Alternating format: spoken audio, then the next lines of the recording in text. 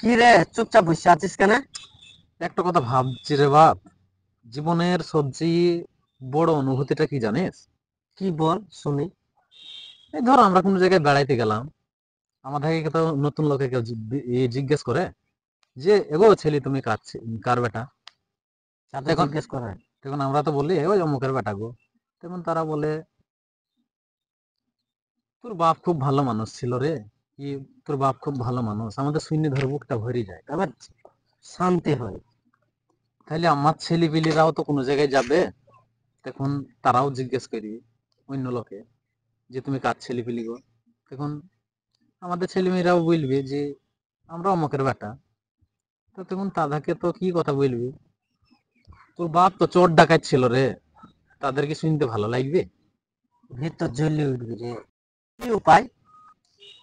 উপায় বলতে আমাদেরকে তো কিছু একটা ভালো কাজ করতে হবে। তাহলে কি করতে হবে বল?